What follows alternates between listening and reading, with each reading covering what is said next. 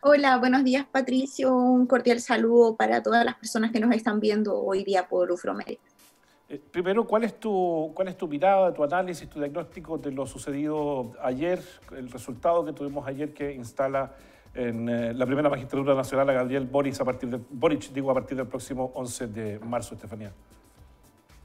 Bueno, fue un hecho histórico desde varias perspectivas, la verdad. Un presidente joven, pensemos que hasta la reforma del año 2005 se requerían 40 años para postularse a presidente de la República. Hoy en día tenemos, gracias a esa reforma también tenemos un presidente de 35 años. Fue también es histórico desde la perspectiva de que es la primera vez que gana en el balotaje, en la segunda vuelta, una persona que no sacó la primera mayoría en la primera vuelta, es decir, Boric logró convocar a varias fuerzas que hasta ese momento no se encontraban unidas, y por supuesto que también es súper relevante que la manera en que se planteó la campaña. Yo creo que eso igual es interesante desde la perspectiva de que hubo muchas noticias falsas. Esto la verdad es que podría haber terminado como lo que ocurrió en la elección de Bolsonaro, de Trump, pero hoy día vemos que el resultado fue distinto. Bueno, desde la mirada constitucional, Estefanía, estamos viviendo un proceso constituyente, una época de repensar nuestra constitución. En este sentido, ¿cuáles son las ventajas y desventajas de esta decisión que tomó el país ayer de instalar en la presidencia a Gabriel Boric? Bueno, desde la perspectiva de la Convención Constitucional, la verdad es que es una muy buena noticia. Es una buena noticia porque, en primer término, hoy día es un presidente electo que en realidad apostó su capital político firmando el acuerdo del 11 de noviembre. Pensemos, y si hacemos un poco de memoria, se trata de un acuerdo en el que el conglomerado que representaba y que hoy día representa a Gabriel Boric no estaba de acuerdo ya con tener una nueva constitución. Eso desde una primera perspectiva. También porque su alianza obtuvo varios escaños dentro de la Convención Constitucional, y en último término es una persona que durante la campaña se manifestó muy a favor del trabajo que está realizando la Convención. Entonces yo creo que ese es un buen augurio en relación a lo que podría ocurrir con la Convención, al menos desde las competencias que posee el presidente de la República en relación a este trabajo constitucional que se está realizando, es decir, en proveer los medios que sean necesarios para que la Constitución arribe a un buen resultado, y con posterioridad la organización también del plebiscito que vamos a tener que enfrentar el próximo año. En ese sentido, evidentemente, de acuerdo a lo que tú comentas, es favorable que la elección haya sido finalmente a favor de Gabriel Boric. ¿Qué pudiéramos esperar entonces del próximo gobierno respecto a este proceso constituyente, más bien? Bueno, en primer término tenemos que recordar que necesariamente va a ser un gobierno de transición. Va a ser un gobierno de transición porque si nosotros tenemos nueva constitución, efectivamente, o sea, lo más esperable es que hayan cambios sustanciales a las instituciones que conocemos hoy en día y que se encuentran consagradas en la constitución de 1980. Entonces, si se esa nueva constitución, van esos cambios por el gobierno principalmente. Entonces, lo que podemos esperar desde esa perspectiva es que sepamos con anterioridad que va a ser un gobierno de transición, que va a ser un gobierno de cambios desde la perspectiva constitucional, y que no solamente la convención, porque ya va a dejar de existir, pero que la nueva constitución va a requerir de esfuerzos sumamente importantes para poder implementar los cambios que ella se haya propuesto. Entonces vamos a tener que vamos a tener que ser de alguna manera pacientes, conscientes de que va a ser poco a poco y de que es probable que se cometan errores, pero eso no quiere decir que se vaya a enlodar el trabajo que ha realizado la convención y también que vaya a realizar eventualmente el gobierno. Sin duda.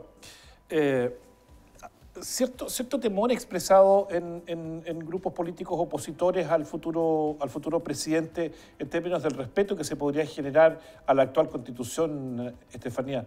¿Cuál es tu mirada respecto de eso?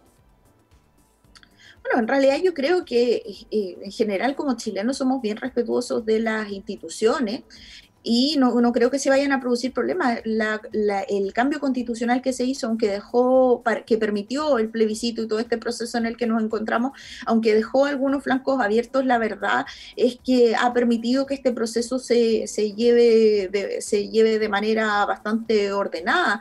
Es también una preocupación de los convencionales, según lo que hemos visto y según el trabajo que ellos nos han presentado de distintas maneras durante este tiempo, que efectivamente el proceso se dé de la mejor manera. Yo creo que esto debiera andar tranquilo, debiera andar bien. Va a ser un proceso complejo, principalmente desde la perspectiva jurídica, porque no tenemos experiencias que sean exitosas en relación a qué va a ocurrir en este traspaso de una constitución a otra, si es que tenemos nueva constitución, pero yo creo que se va a ordenar el naipe, sobre todo pensando que Chile eligió un presidente que se muestra proclive al proceso. Entonces yo creo que eso también es una señal de que las personas quieren que efectivamente estos procesos lleguen a término, que tengamos efectivamente una nueva constitución. Ya lo vimos en las votaciones del plebiscito de apruebo y rechazo. Entonces yo creo que esto debiera caminar relativamente ordenado y se van a buscar los mecanismos, quizás a través de disposiciones transitorias, para poder ordenar y para poder ir modificando los aspectos que la nueva constitución quiera efectivamente cambiar del actual modelo que nosotros tenemos. En este sentido, hay un programa de gobierno que tiene que cumplir el presidente electo ya en ejercicio a partir del 11 de marzo. ¿De qué manera la Constitución actual, que es por la que se va a regir desde el inicio hasta que se instaure finalmente la próxima Constitución, luego de los procesos que están ya estipulados, de qué manera pudiera estimular o no, digamos, el cumplimiento de ese programa de la Constitución actual? Bueno, sí, sin lugar a dudas es bastante curiosa o poco común la situación en la que se encuentra el presidente electo, porque él escribe su programa pensando que, lógicamente con la constitución que hoy día nos rige, donde el presidente de la República tiene iniciativa para ciertos temas y eso podría haberse modificado. Entonces es súper relevante que nosotros tengamos la flexibilidad de darnos cuenta que o entender que el compromiso es de medio, es decir, a realizar todas las labores que sean necesarias para poder cumplir con él, pero que en último término quien va a definir eso va a ser la nueva constitución. Pensemos, por ejemplo, que eventualmente se le podrían cambiar algún tipo de atribuciones al presidente de la República en la nueva constitución, y eso claramente generaría un cambio o podría generar un cambio en el programa de gobierno. Desde otra perspectiva también, particularmente el programa de Gabriel Boric tenía varias iniciativas o varias propuestas que se relacionaban con la posibilidad o que requerían necesariamente del Congreso. Y pensemos que el Congreso hoy en día se encuentra dividido, entonces también hay que estar expectante respecto de lo que va a pasar y hay que tomarse esas cosas con tranquilidad respecto de los cambios que se pueden generar. Probablemente es muy probable que no se puedan cumplir todas las promesas, pero que sí haya una intención de poder realizarlas. Pero ahí tenemos que estar expectantes respecto de lo que ocurra con esta nueva constitución.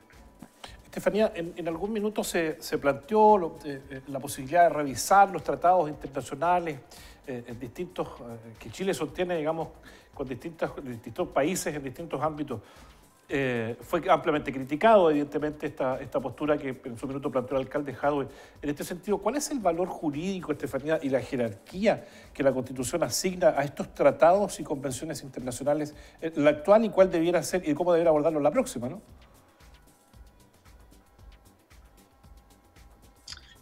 Vale, el tema de la jerarquía de los tratados internacionales es un tema bien discutido en doctrina. Ya no hay una única postura respecto de cuál es la jerarquía que establecen los tratados internacionales. De hecho, nuestra Constitución expresamente no se refiere al tema. ha sido la doctrina y la jurisprudencia la que ha establecido cuál jerarquía podrían tener.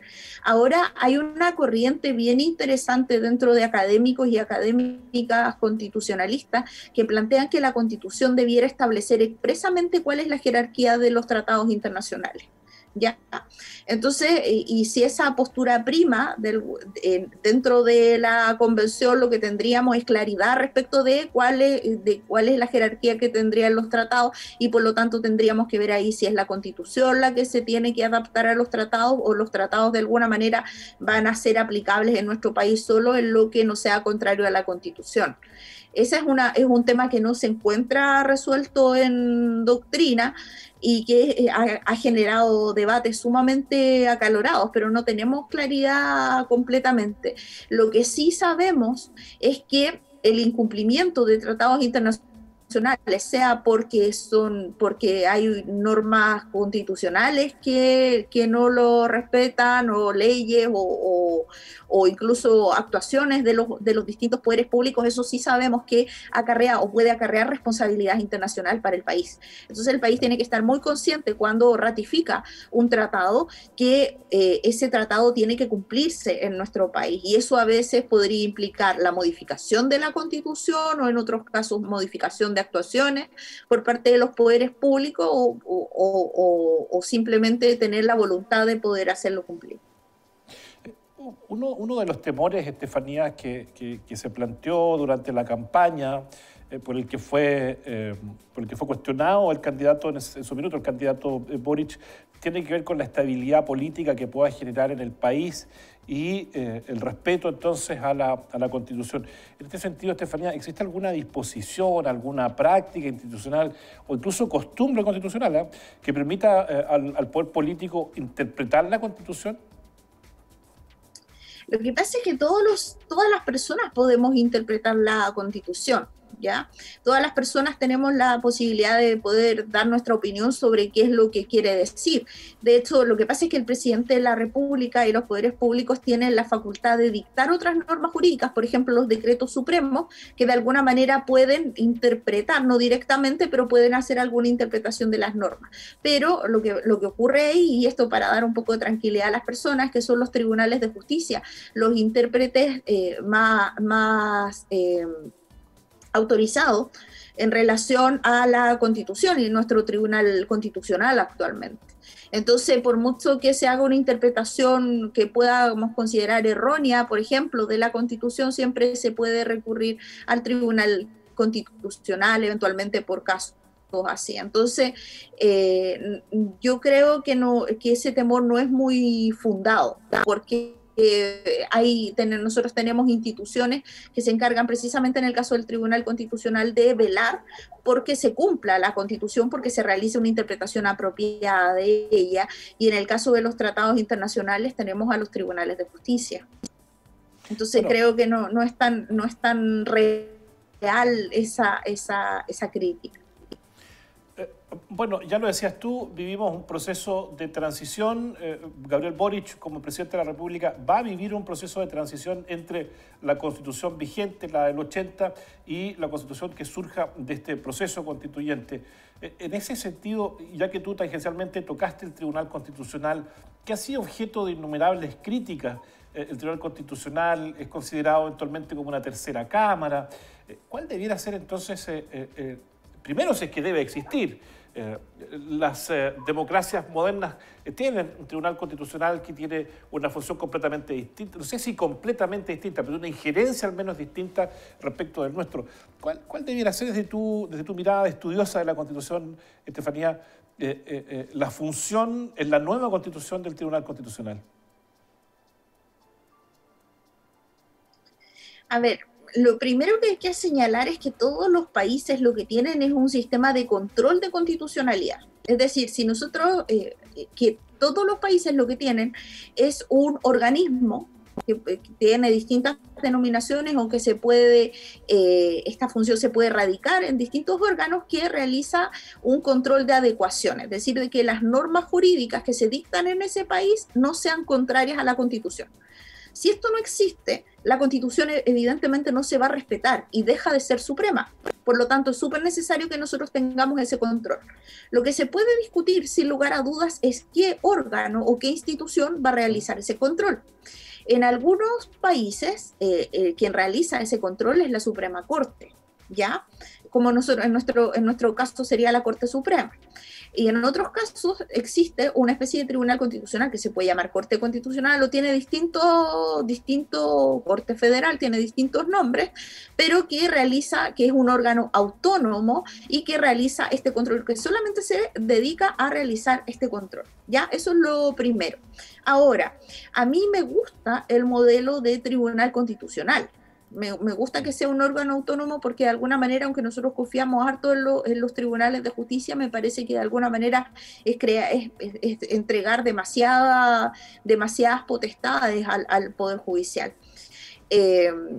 Me gusta el modelo, se llama sistema concentrado, el del tribunal, la existencia del Tribunal Constitucional, pero creo que hay que hacerles modificaciones profundas en cuanto a la forma en que se eligen los ministros, a las funciones que tienen, a los años de duración del periodo, a cómo se compone, entre otras muchas cosas. Creo que de esa manera nosotros podemos tener un Tribunal Constitucional que de alguna manera se aleje un poco de este concepto de tercera cámara, aunque desmitificando un poco, siempre quien realice el control de constitucionalidad siempre va a ser una tercera cámara, porque de alguna manera siempre va a tener la facultad para dejar sin efecto las normas jurídicas que dicten otros poderes del Estado. Entonces, esta especie de tercera cámara habría que disminuirla un poco, particularmente desde la perspectiva de la percepción, pero nunca va a dejar de ser así en la medida que existe este control constitucional. Sí, incluso se podría estudiar su composición en términos de cómo se designan efectivamente quienes componen el Tribunal Constitucional. Quiero cerrar esta conversación, Estefanía, con una pregunta, ¿no? El presidente Boric, en su programa, anunció la eliminación de los delegados presidenciales, esta figura un poco ambigua que concentra poder, pero que no, que contraviene de alguna manera lo que decide el gobernador regional, que es electo por la soberanía, por el pueblo, ¿no? ¿Existe en la Constitución la posibilidad de que el presidente de motu propio decida eliminar esta figura del delegado presidencial? ¿Tiene que ir necesariamente como proyecto al Congreso o es, insisto, desde el punto de vista constitucional, una prerrogativa del presidente de la República? No, lo que el presidente no puede realizar esa modificación por sí solo, pero recordemos que el presidente tiene iniciativa legislativa. Por lo tanto, lo que puede hacer es enviar un proyecto de ley de alguna manera a través de la institución de las urgencias, es decir, obligar de alguna manera al Parlamento a que lo vote, a que lo discuta, puede apurar esos procesos. Esas son algunas de las facultades del presidente de la República y es por eso que muchas veces se nos ha dicho que el presidente de alguna manera pautea al Congreso, porque tiene esta posibilidad de obligar que hayan discusiones más rápidas dentro del Parlamento. Entonces eso sí lo podría hacer. La figura de los delegados es bien interesante, es más propia de otros sistemas que tienen un regionalismo más pronunciado que en nuestro caso. Recordemos, por ejemplo, el caso de España. En España también existen delegados pero la contrapartida o el caso distinto de lo que tenemos nosotros es que allá las autonomías, que son, estoy simplificando mucho, pero, sí, claro, pero las autonomías son relativamente similares a las regiones, entonces hay mucha hay un equilibrio de poder que es bastante más interesante que lo que ocurre en nuestro país. Estefanía Esparza, doctora en Derecho Constitucional, académica de la Facultad de Ciencias Jurídicas y Empresariales de nuestra querida Universidad de la Frontera, conversando con nosotros esta mirada constitucional que es tan necesaria porque finalmente lo que en términos futbolísticos pone la pelota al piso, aterriza la discusión, tiene un marco que se llama Constitución. Es lo que podemos, lo que se nos permite y lo que no se nos permite. Los derechos y deberes están consagrados en ese cuerpo legal. Así es que muchísimas gracias por esta conversación, Estefanía. Vamos a estar atentos porque va a estar de moda de aquí a 1 año y medio, 2 años más por lo menos. Así que te vamos a estar llamando nuevamente para estas conversaciones tan interesantes. Gracias, Estefanía. Buen día. Muchas gracias por la invitación, Patricio, y saludos a todas las personas que nos están escuchando hoy.